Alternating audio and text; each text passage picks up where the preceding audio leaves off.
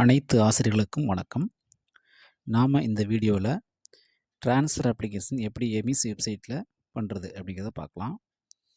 முதல்ல நம்ம குரூப்ல அந்த ட்ரான்ஸ்ஃபர் அப்ளிகேஷன் லிங்க் போட்டிருக்கேன். அதை கிளிக் பண்ணிக்கங்க. நம்ம குரூப்ல மேல அந்த லிங்கை பின் பண்ணி வச்சிருக்கேன். நீங்க எப்போ வேணாலும் பார்த்துக்கலாம். இப்போ ஃபஸ்ட்டு அந்த லிங்கை கிளிக் பண்ணுங்க. அந்த லிங்க் உங்களுடைய குரோம் ப்ரௌசரில் ஓப்பன் ஆகுதான்னு பார்த்து குரோம் ப்ரௌசரில் ஓப்பன் ஆனதும் மேலே இருக்க 3 பட்டனை கிளிக் பண்ணுங்கள். அதில் கீழே பார்த்தீங்கன்னா டெஸ்க்டாப் சைட் அப்படிங்கிற ஒரு பாக்ஸ் இருக்கும். அது டிக் இல்லாமல் பார்த்துக்குங்க. அதாவது மொபைல் வியூவில் இருக்கணும். அதுக்கு அடுத்ததாக உங்களுடைய யூசர் நேம் பாஸ்வேர்டு போட்டுக்குங்க.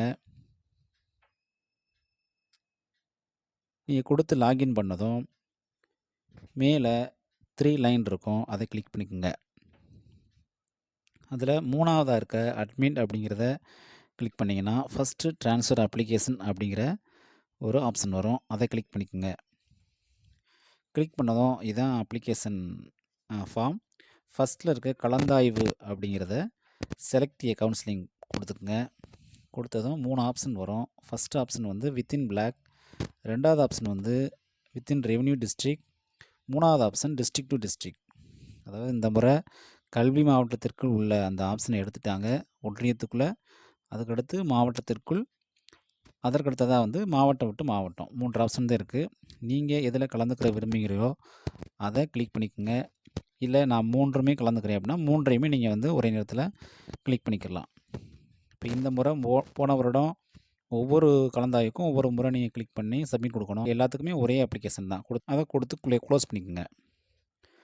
அடுத்ததாக ஆசிரியர் நியமனம் பெற்ற பயிற்று மொழி வகை அதை செலக்ட் பண்ணிக்கங்க. நம்ம எல்லாருக்குமே ஜென்ரல் தமிழ் அண்ட் இங்கிலீஷ் தான் வரும். அதை செலக்ட் பண்ணிக்கோங்க. அதுக்கு அடுத்ததாக உங்களுடைய ஒவ்வொரு டீட்டெயிலும் பார்த்துக்குங்க. எல்லாமே சரியாக இருக்கான்னு பாருங்கள். ஏதாவது தவறாக இருந்துச்சுன்னா ஸ்கூல் லாகினில் போயிட்டு ஹெச்எம்கிட்ட சொல்லி உங்களுடைய டீச்சர் ப்ரொஃபைலில் உங்களுடைய டீட்டெயில் எல்லாத்தையுமே சரி பார்த்து ஏதாச்சும் தவறு இருந்தால் அதில் கரெக்ட் பண்ணிங்கன்னா இங்கேயும் சரியாயிரும்.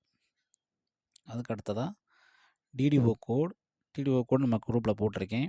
ஒவ்வொரு சைடுக்கும் ஒவ்வொரு கோட் இருக்குது. நான் 2 சைடு அப்படிங்கிறதுனால 2 சைடு கூடிய ஒரு கோட் 13060077 கொடுத்துக்குங்க. அதுக்கடுத்து கீழே சிறப்பு முன்னுரிமை, அதாவது பணியின் போது இறந்த இராணுவ வீரரின் மனைவி அல்லது கணவர் அப்படிங்கிற ஆப்ஷன் இருக்கும். உங்களுக்கு இது பொருந்துச்சுன்னா ஆம் கொடுத்துக்குங்க, இல்லைன்னா இல்லையும் கொடுத்துக்குங்க. அதுக்கடுத்து மாறுதல் முன்னுரிமை ஏதேனும் உள்ளதா? மாறுதல் முன்னுரிமை இருந்தால் இதில் ஆம் கொடுங்க, இல்லைன்னா இல்லைன்னு கொடுத்துருங்க. இப்போ எனக்கு ஆம் இருக்குது. ஆம்னு கொடுத்தீங்கன்னா அதில் என்னென்ன மாறுதல் முன்னுரிமை இருக்குங்கிற ஆப்ஷன்லாம் வரும். நீங்கள் அதை செலக்ட் பண்ணுங்கள். முதல்ல இருக்குது மாற்றுத்திறனாளிகள், அதுக்கடுத்து மன வளர்ச்சி குன்றிய மாற்றுத்திறனாளி குழந்தைகளின் பெற்றோர், அதுக்கடுத்ததாக சிறுநீரக மாற்று அறுவை சிகிச்சை பெற்றவங்க, அதுக்கடுத்து விதவை, மனைவியை இழந்தவர், 40 வயது கடந்த முதிர்கன்னியர், கடைசியாக சட்டப்பூர்வமாக விவாகரத்து பெற்ற பெண் ஆசிரியர், அதற்கடுத்ததாக முற்றிலும் கண் பார்வையற்றவர், அதற்கடுத்ததாக தற்போது பணிபுரியும் பள்ளியில் நிறுவனத்தில் 5 ஆண்டுகளுக்கு மேல் பணிபுரிபவர், அதற்கடுத்ததாக இராணுவத்தில் பணிபுரியும் கணவர் அல்லது மனைவி, கடைசியாக கணவன் மனைவி பணி முன்னுரிமை. இப்போ இதில் இருக்க ஆர்டர் படி முன்னுரிமை கிடையாது. இதில் மாறி மாறி வந்திருக்கு. நீங்கள் இதில் எது உங்களுக்கு தேவையானதோ அதை செலக்ட் பண்ணிக்கோங்க. இப்போ தற்போது பணிபுரியும் பள்ளியில் 5 ஆண்டுகளுக்கு மேல் பணிபுரிபவர்கள் அந்த ஆப்ஷன் தொட்டால் மட்டும்தான் நீங்கள் எந்த ஃபைலும் அப்லோட் பண்ண தேவையில்லை. மற்ற எந்த முன்னுரிமை நீங்கள் செலக்ட் பண்ணாலும் அதுக்குரிய எவிடன்ஸ் நீங்கள் இது பண்ணணும். அதுக்கு நீங்கள் முதல்ல அந்த எவிடன்ஸ்லாம் இந்த அப்ளிகேஷன் ரெடி பண்ணுறதுக்கு முன்னாடியே எடுத்து ஃபோனில் எடுத்து வச்சுக்கோங்க. எடுத்து வச்சுட்டு சூஸ் ஃபைல் போனீங்கன்னா உங்களுடைய கேலரியில் போயிட்டு அதை எடுத்துக்கலாம். இல்லைன்னா கேமராவில் போய் அந்த ஃபைலை நீங்கள் எடுத்தாலும் எடுத்துக்கலாம்.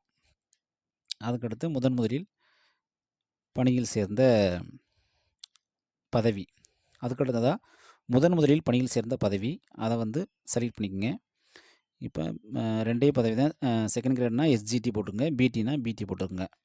அதாவது எந்த பதவியில் இருந்தாலும் நீங்கள் பணி நியமனம் ஆகும்போது என்ன பதவியோ அந்த பதவியை கொடுத்துக்குங்க. அடுத்து இப்பள்ளிக்கு மாறுதல் பெற்ற வகை. நான் நேரடி நியமனம். ஒருவேளை விருப்ப மாறுதலாக இருந்தால் அது எந்த மாறுதலில் நீங்கள் எந்த முன்னுரிமை பயன்படுத்தி நீங்கள் வந்தீங்க அப்படிங்கிறத கேட்கும். அதை கொடுத்துக்குங்க ஒரு வேளை இருந்துச்சுன்னா. இப்போ எனக்கு வந்து நேரடி நியமனம் கொடுத்துக்கிறேன். கொடுத்துட்டு சப்மிட் கொடுத்துட்றேன். அவ்வளோதான். நன்றி.